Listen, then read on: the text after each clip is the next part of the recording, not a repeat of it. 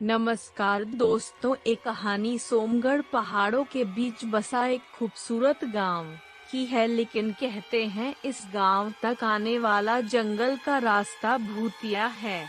वरुण कुछ दिन पहले ही इस गांव में रहने आया था। वह भी गांव वालों से इस रास्ते के बारे में सुन रखा था, लेकिन वरुण चुड़ैल भूत पर विश्वास नहीं करता था।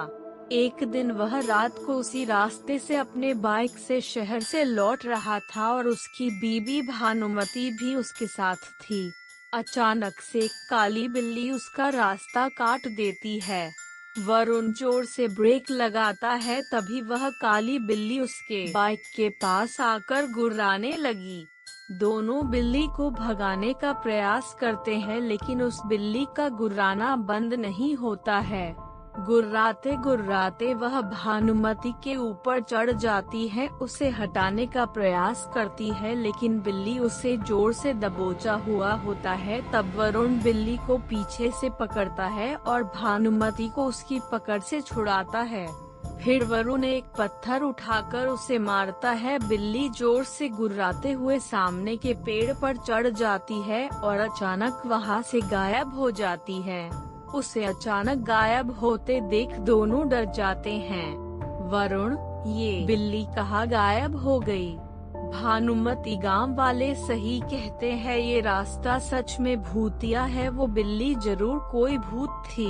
वरुण, तुम भी ना, जंगल का रास्ता है, यहाँ जंगली बिल्लियाँ और जानवर तो होते ही है। भानुमति, होते होंगे, लेकिन वो किसी पर इस तरह हमला नहीं करते होंगे।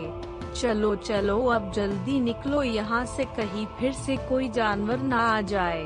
वरुण ने बाइक स्टार्ट किया, लेकिन जैसे ही बाइक की हेडलाइट जली उसे सड़क पर कई सारे गहने गिरे हुए दिखाई दिए और उसमें सोने के सिक्के भी थे। वह कुछ सोच पाता तभी उसे किसी औरत के रोने की आवाज आने लगी। भानुमति, अब किसका इंतजार कर रहे हो? हम किसी मुसीबत में ना फंस जाए। वे दोनों घर लौट आए, लेकिन वरुण के आंखों के सामने वो सोने के गहने और सिक्के अभी भी घूम रहे थे। वैसे तो वरुण को किसी बात की कमी नहीं थी, लेकिन वो बहुत लालची था। वो उन गहनों को किसी तरह हासिल करना चाहता था। अगले दिन वरुण अकेले ही बीज लेने के लिए शहर जा रहा था और भानुमति की बातों को अनसुना करके बाइक स्टार्ट करके घर से निकल गया। थोड़ी देर बाद वह उसी भूतिया रास्ते पर पहुंच गया। दिन के समय भी रास्ता बिल्कुल सुनसान था। वरुण अपनी बाइक से चला जा रहा था, तभी उसे रास्ते के किनारे पर एक सुंदर सी दुल्हन दिखाई दी जो रो रही थी। उसे समझ नहीं आ रहा था कि इस सुनसान रास्ते पर दुल्हन कहाँ से आई। वह उससे कुछ पूछता, तभी दुल्हन उसके पास आ गई और रोते हुए बोली, दुल्हन, भाई साहब देखिए ना, मैं रास्ता भूल गई हूँ, मुझे शहर जाना है, क्या आप मुझे शहर छोड़ देंगे? वरुण, लेकिन तुम यहाँ कैसे आई? लोग कहते हैं कि ये रास्ता भूतिया है।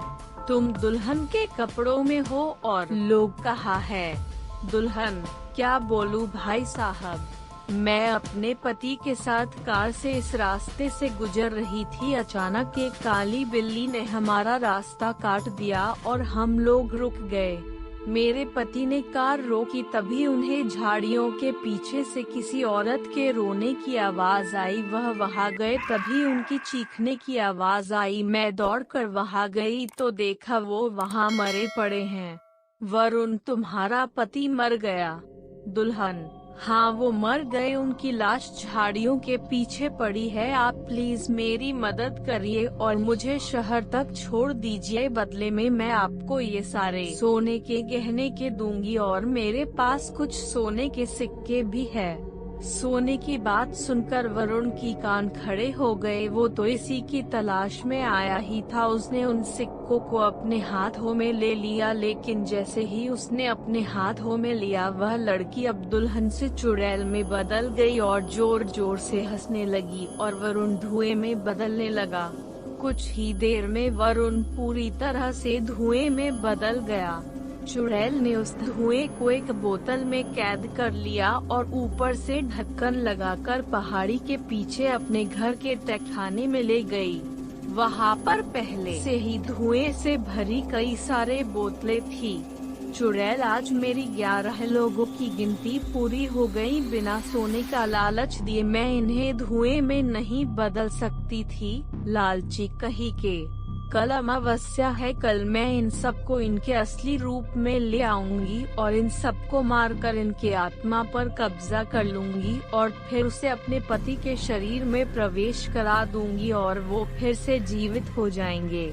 दूसरी ओर रात काफी हो गई थी। वरुण के घर नहीं पहुंचने पर भानुमति को चिंता होने लगी। पूरी रात वरुण का रास्ता देखा लेकिन नहीं आया। उसे समझ नहीं आ रहा था कि वह कहाँ चला गया। तभी उसने देखा कि गांव के मुखिया जी गांव के कुछ लोगों के साथ वहां से गुजर रहे थे। वो उनके पास गई और सारी बात बताई। मुखिया बेटी, सच सच बताना, तुम लोग हाल ही में भूतिया रास्ते पर गए थे क्या? भानुमति जी, गए तो थे लेकिन उससे मेरे पति के ना लौटने का क्या संबंध है? मुखिया, कितनी बार कहा है उस रास्ते का इस्तेमाल मत करो, लेकिन पता नहीं लोगों को मेरी बात समझ क्यों नहीं आती है। भानुमति, आखिर आप सभी को वहां से जाने से मना क्यों करते हैं? क्या राज है उस रास्ते का? मुखिया बेटी, कुछ साल पहले एक नया शादीशुदा जोड़ा इसी रास्ते से गुजर रहा था। तभी गांव के ही कुछ बदमाश लोगों की नजर उन पर गई। उस दुल्हन के गहने देखकर उनके मन में लालच आ गया। उन्होंने उन गहनों के लालच में दोनों को मार दिया और मरते ही वह लड़की चुड़ैल बन गई। उस दिन से जो भी उधर गया वह वापस नहीं लौटा। भानुमति, मैं वहां जाऊंगी और अपने पति को वापस लेकर आऊंगी। मुखिया, वहां से कोई नहीं लौटता बेटी, वहां जाना जानबूझकर मौत को गले लगाना है। भानुमति ने उनकी एक ना सुनी और मुखिया भी गांव के कुछ लोगों के साथ तांत्रिक को लेकर भूतिया सड़क वाले रास्ते पर पहुँचे। उनमें से कुछ लोगों ने अपने हाथ में मसाल भी ले रखी थी। जंगल के पास वाली पहाड़ी के पास से उन्हें मंत्र की आवाज सुनाई दी। वो सभी छिपकर देखने लगे। देखा कि वही चुड़ैल मंत्र पढ़ रही है। चुड़ैल, हे शैतानी ताकत प्रकट हो, देख मैंने तुझे खुश करने के लिए इन सारे जीवित लोगों को धुएं में बदल दिया हूँ। कुछ घंटे के बाद मैं इन्हें आजाद करूँगी और इन्हें एक एक करके मारूंगी। इनका खून तुझे पिलाऊंगी और फिर इनके आत्मा पर कब्जा कर अपने पति को जीवित करूँगी। तभी तांत्रिक ने पत्थर खींचकर एक बोतल पर मारा। उसमें कैद एक आदमी बाहर निकला। चुड़ैल को इस बात का पता नहीं लगा क्योंकि वह आंखें बंद करके मंत्र पढ़ रही थी। तभी मुखिया जी बोले, अरे ये तो रंजीत है, इसके साथियों ने ही मिलकर उस बेचारी औरत और उसके पति की हत्या की थी और ये लोग तो उस घटना के बाद गांव से गायब ही हो गए थे। तांत्रिक, वे गायब नहीं हुए थे, ये चुड़ैल ने सबको कैद कर लिया था। इन्हीं की आत्मा से वो अपने पति को जिंदा करना चाहती थी। भानुमति, पर इसने मेरे पति को क्यों पकड़ा? मेरे पति तो कुछ नहीं किए थे। तांत्रिक, तेरा पति इन गुंडों की तरह लालची था, वो भी इसके गहनों के चक्कर में आ गया था। इसे अपने सिद्धि को पाने के लिए 11 लालची लोग चाहिए थे। 10 तो ये थे ही, लेकिन 11 की गिनती पूरी नहीं हो रही थी। लेकिन उस दिन जब तुम और तुम्हारा पति इस रास्ते से गुजर रहे थे, तभी इसने जान लिया कि तेरे पति को लालच में फंसाया जा सकता है। वो बातें कर ही रहे थे कि चुड़ैल अपनी आंखें खोली और अपने सामने फूटी बोतल देखकर गुस्से में भर गई। इतने में तांत्रिक ने कुछ मंत्र पढ़कर मसाल को उसके ऊपर फेंका, वो जलने लगी। इसी बीच तांत्रिक ने सारी बोतलों को पत्थर मारकर फोड़ दिया और उसमें से कैद सभी लोग बाहर निकल गए। वरुण भी उनमें से एक था। उसे देखकर भानुमति रोने लगी। चुड़ैल, ये तूने ठीक नहीं किया। तांत्रिक, इन लोगों ने मुझे और मेरे पति को मारा था, तुमने इन दुष्टों को आजाद करा दिया। तांत्रिक इनके गलती की सजा इन्हें जरूर मिलेगी। मैं इस बात का वादा करता हूँ, लेकिन तू जो कर रही थी ये करके तू ईश्वर को चुनौती दे रही थी। एक बार जो मर गया उसे जीवित नहीं किया जा सकता। चुड़ैल जलकर राख हो गई। उसके बाद गांव वालों ने उन बदमाशों को पुलिस के हवाले कर दिया। वरुण के साथ साथ पूरे गांव वालों ने लालच न करने की कसम खाई। उस दिन के बाद से वो रास्ता भूतिया नहीं रहा। चुड़ैल की आत्मा मुक्त हो गई। दोस्तों, आपको कहानी अच्छा लगे तो चैनल को सब्सक्राइब करें, वीडियो को लाइक करें। धन्यवाद।